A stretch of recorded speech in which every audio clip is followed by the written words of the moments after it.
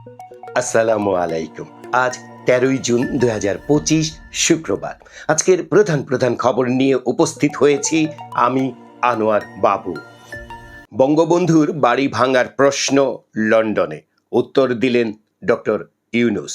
সংবাদের ভেতরে দেখা যাচ্ছে লন্ডনের চ্যাথাম হাউসের রয়্যাল ইনস্টিটিউট অফ ইন্টারন্যাশনাল অ্যাফেয়ার্সের আলোচনায় বঙ্গবন্ধু শেখ মুজিবুর রহমানের ৩২ নম্বরের বাড়ি ভাঙার বিষয়ে প্রধান উপদেষ্টাকে প্রশ্ন করেছেন প্রবাসী এক সাংবাদিক।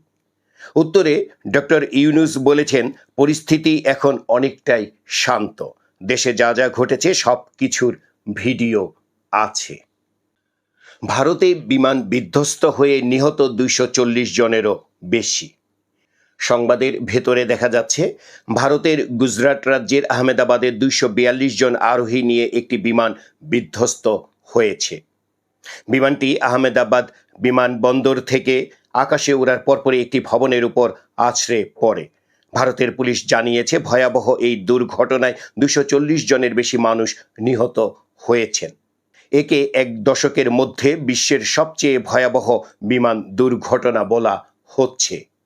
বিধ্বস্ত হওয়া বিমানটি ভারতীয় এয়ারলাইন্স এয়ার ইন্ডিয়ার।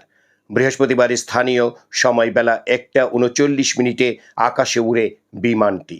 গন্তব্য ছিল যুক্তরাজ্যের রাজধানী লন্ডনের দক্ষিণে গ্যাটউইক বিমানবন্দর। ভারতের আহমেদাবাদে বিধ্বস্ত বিমানটির একজন যাত্রী বেঁচে আছেন। যুক্তরাজ্যের নাগরিক ওই ব্যক্তির নাম বিশ্বাস কুমার রমেশ, বয়স ৪০ বছর। তাকে হাসপাতালে ভর্তি করা হয়েছে।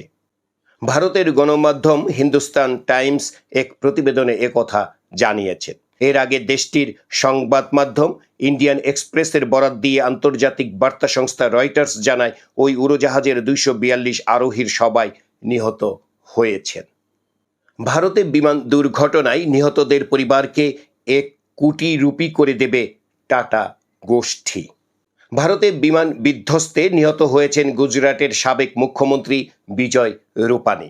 তিনি জনতা পার্টির নেতা ছিলেন। তার বয়স হয়েছিল ৬৯ বছর। বিবিসির সাক্ষাৎকারে ডক্টর ইউনূস জানালেন, টিউলিপ সিদ্দিকের সাথে দেখা করবেন না। বাংলাদেশের অন্তর্বর্তীকালীন সরকারের প্রধান উপদেষ্টা ডক্টর মোহাম্মদ ইউনূস লন্ডন সফরের সময় লেবার পার্টির এমপি টিউলিপ সিদ্দিকের সাথে দেখা করতে অস্বীকৃতি জানিয়েছেন। এর আগে তার বিরুদ্ধে দুর্নীতির অভিযোগ নিয়ে আলোচনা করতে ডক্টর ইউনূসকে দেখা করার আমন্ত্রণ জানিয়ে চিঠি দিয়েছিলেন টিউলিপ সিদ্দিক। অধ্যাপক ইউনূস বিবিসিকে বলেন যে অভিযোগগুলো আদালতের বিষয় এবং তিনি জানান বাংলাদেশের দুর্নীতি দমন কমিশনের উপর তার আস্থা আছে, যা টিউলিপ সিদ্দিকির বিষয়ে তদন্ত করছে। টিউলিপ সিদ্দিকের বিরুদ্ধে তার খালা বাংলাদেশের ক্ষমতাচ্যুত প্রধানমন্ত্রী শেখ হাসিনার শাসন আমলে অবৈধভাবে জমি গ্রহণের অভিযোগ আনে দুদক। লন্ডনের সাবেক ট্রেজারি মিনিস্টার টিউলিপ সিদ্দিক এসব বিষয় অস্বীকার করেছেন এবং বাংলাদেশি কর্তৃপক্ষের বিরুদ্ধে রাজনৈতিকভাবে উদ্দেশ্যপ্রণোদিত অপপ্রচার চালানোর অভিযোগ করেছেন। আজ লন্ডনে ডক্টর ইউনূস তারেক রহমানের বৈঠক। সংবাদের ভেতরে দেখা যাচ্ছে যুক্তরাজ্য সফররত প্রধান উপদেষ্টা অধ্যাপক ডক্টর মোহাম্মদ ইউনূসের সঙ্গে বিএনপির ভারপ্রাপ্ত চেয়ারম্যান তারেক রহমানের কাঙ্ক্ষিত বৈঠক অনুষ্ঠিত হবে আজ শুক্রবার। লন্ডনের ডরচেস্টার হোটেলে সকাল ৯টা থেকে বেলা ১১টা পর্যন্ত ২ ঘণ্টা ব্যাপী এই বৈঠক হওয়ার কথা। প্রথমবারের মতো 1-to-1 বৈঠকে বসবেন তারা। জানা গেছে ডক্টর ইউনূস ও তারেক রহমানের এই বৈঠকে প্রাধান্য পাবে নির্বাচনের সময়সীমা সংস্কার, আওয়ামী লীগের বিচার এবং জুলাই ঘোষণাপত্র নিয়ে আলোচনা। এই বৈঠকের মাধ্যমে বিএনপি এবং সরকারের মধ্যকার দূরত্ব কমে আসবে বলে মনে করা হচ্ছে। ফলে এই বৈঠকের ইতিবাচক হিসেবে দেখছেন রাজনীতিবিদ ও বিশ্লেষকরা। বিএনপির ভারপ্রাপ্ত চেয়ারম্যান তারেক রহমানের দেশে ফিরতে কোনো অসুবিধা নেই বলে জানিয়েছেন স্বরাষ্ট্র উপদেষ্টা মোহাম্মদ জাহাঙ্গীর আলম চৌধুরী। তিনি বলেন, তারেক রহমান বাংলাদেশের নাগরিক, তাই যে কোনো সময় তিনি দেশে আসতে পারেন। তিনি যে সময় মনে করবেন তখনই দেশে ফিরতে পারবেন। গতকাল বৃহস্পতিবার সকালে গাজীপুরের শালনা হাইওয়ে থানা পরিদর্শন শেষে সাংবাদিকদের এক প্রশ্নের জবাবে এসব কথা বলেন স্বরাষ্ট্র উপদেষ্টা। নরসিংদীর বেলাবো উপজেলায় দুই গ্রামবাসীর মধ্যে দফায় দফায় সংঘর্ষে এক যুবক নিহত হওয়ার খবর পাওয়া গিয়েছে। সংঘর্ষের ঘটনায় পুলিশ সদস্য সহ অন্তত ২০ জন আহত হয়েছেন। তাদের বেলাবো উপজেলা স্বাস্থ্য কমপ্লেক্স সহ বিভিন্ন হাসপাতালে চিকিৎসা দেওয়া হচ্ছে। অন্যদিকে ব্রাহ্মণবাড়িয়ার সরাইলে জমি নিয়ে বিরোধের জেরে দুপক্ষের সংঘর্ষে অন্তত পক্ষে ৪০ জন আহত হয়েছেন। গতকাল বৃহস্পতিবার এসব ঘটনা ঘটে। ৩ শ্রেণীর ব্যক্তিদের পাসপোর্ট না দেওয়ার সিদ্ধান্ত নিয়েছে স্বরাষ্ট্র মন্ত্রণালয়। সিদ্ধান্ত অনুযায়ী গত বছরের বৈষম্য বিরোধী ছাত্র আন্দোলনের সময় সংগঠিত মানবতা বিরোধী অপরাধের সঙ্গে জড়িত ব্যক্তি, দেশ বিদেশে পলাতক ব্যক্তি ও ফৌজদারি মামলায় অভিযুক্ত ব্যক্তিরা পাসপোর্ট সেবা পাবেন না। এই সিদ্ধান্ত আইন, বিচার ও সংসদ বিষয়ক মন্ত্রণালয়কে চিঠি দিয়ে জানানো হয়েছে। অবশ্য আইনজ্ঞরা বলছেন, আদালতের নির্দেশনা ছাড়া স্বরাষ্ট্র মন্ত্রণালয় কারো পাসপোর্ট দেওয়া বন্ধ রাখতে পারে না।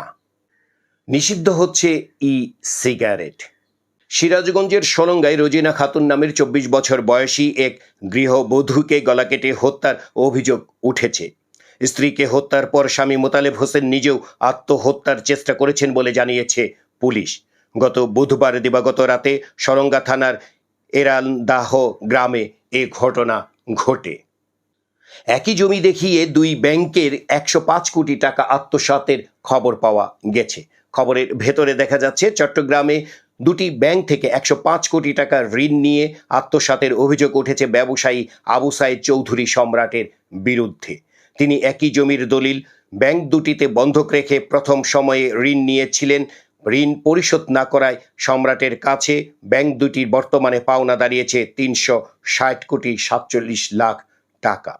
সোনালী ব্যাংক সম্রাটের বন্ধকি জমি নিলামে তুললে জালিয়াতির বিষয়টি ওয়ান ব্যাংক কর্তৃপক্ষের নজরে পড়ে। বর্তমানে চট্টগ্রাম নগরীর জুবিলি রোডের টাওয়ার ইন হোটেলের পাশে ২৮ শতক সম্পত্তি নিয়ে দুই ব্যাংকের মধ্যে টানাটানি চলছে। সম্রাট চট্টগ্রামে মেসার্স সিদ্দিক ট্রেডার্স ও সাইদ ফুডস লিমিটেডের মালিক। মে মাসে ৫৯৭ সড়ক দুর্ঘটনায় ৬১৪ জন নিহত হয়েছেন। আহত হয়েছেন ১১৯৬ জন। এ সময় ২৩৩ মোটরসাইকেল দুর্ঘটনায় ২৫৬ জন নিহত হয়েছেন।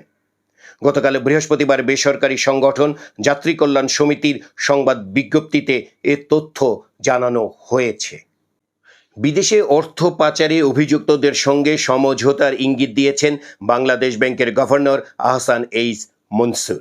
ব্রিটিশ গণমাধ্যম ফিনান্সিয়াল টাইমসকে দেওয়া এক সাক্ষাৎকারে একথা জানিয়েছেন তিনি। প্রতিবেদনটি গতকাল বৃহস্পতিবার প্রকাশিত হয়েছে। ১১ জুন বুধবার দেশব্যাপী পুলিশ সদস্যরা একযোগে অভিযান চালিয়ে ১২১৮ জনকে গ্রেপ্তার করেছে। পুলিশ সদর দপ্তর জানায়, সারা দেশে অপরাধ দমনে বিশেষ অভিযান অব্যাহত রয়েছে এবং গ্রেপ্তারি ব্যক্তিদের বিরুদ্ধে আইনানুগ ব্যবস্থা গ্রহণ প্রক্রিয়াধীন। ঢাকার সবুজবাগে ফোন করে বাসায় ডেকে নিয়ে প্লাস্টিক ব্যবসায়ীকে ৬ টুকরো করা হয়। খবরে দেখা যাচ্ছে, প্লাস্টিক ব্যবসায়ী জাকির হোসেনকে মুঠোফোনে রাজধানীর সবুজবাগে বাইগোদিয়া এলাকার একটি বাসায় ডেকে নিয়ে ধারালো অস্ত্রের আঘাতে ৬ টুকরো করে হত্যা করে দুর্বৃত্তরা। পরে লাশ বস্তায় ঢুকিয়ে কাছের একটি ঝোপের ভেতরে পুঁতে রাখা হয়। এই ঘটনায় আজহার আলী নামের এক ব্যক্তিকে গ্রেফতার করে তার দেওয়া তথ্যের ভিত্তিতে গতকাল বৃহস্পতিবার সকালে পুলিশ বাইগোদিয়া এলাকার ঝোপের ভেতর থেকে বালু খুঁড়ে জাকিরের মরদেহ উদ্ধার করে। প্লাস্টিক ব্যবসায়ী জাকির হোসেন সপরিবারে সবুজবাগ থানার বাইগোদিয়া এলাকায় থাকতেন। গত ৪ জুন জাকির হোসেন নিখোঁজ হন। গলাচিপায় বিএনপি ও গণ অধিকার পরিষদের নেতাকর্মীদের মধ্যে সংঘর্ষ। সংবাদের ভেতরে দেখা যাচ্ছে, পটুয়াখালীর গলাচিপা উপজেলায় পাতাবুনিয়া বটতলা বাজারে গণ অধিকার পরিষদের সভাপতি নুরুল হককে অবরুদ্ধ করা হয়েছে। বৃহস্পতিবার রাত ১১টার দিকে নুরুল হক ফেসবুকে দেওয়া পোস্টে অভিযোগ করেন, বিএনপির কেন্দ্রীয় নেতা হাসান মামুনের অনুসারীরা তাকে অবরুদ্ধ করে রেখেছেন। জানা গেছে, রাতে বকুলবাড়িয়া ইউনিয়নের পাতাবুনিয়া এলাকায় আয়োজিত এক স্মরণ সভায় অংশ নিয়ে ফেরার পথে অবরুদ্ধ হন নুরুল হক। এর আগে গলাচিপায় বিএনপি ও গণ অধিকার পরিষদের নেতাকর্মীদের মধ্যে ব্যাপক সংঘর্ষ হয়। ময়মনসিংহের গফরগাঁয়ের প্রত্যন্ত গ্রামের মাঝারে গাছের নিচে শুয়ে আছেন অভিনেতা সমু চৌধুরী। এমন ছবি সামাজিক যোগাযোগ মাধ্যমে ছড়িয়ে পড়ার পর প্রশ্ন উঠেছে, তিনি কিভাবে এলেন এখানে। স্থানীয় লোকজন বলছেন, গত বুধবার রাত 10:30টার দিকে সমু চৌধুরী মাঝারে আসেন। গতকাল বৃহস্পতিবার পুলিশ তাকে উদ্ধার করতে গেলেও তিনি মাঝার ছেড়ে যেতে চাইছেন না।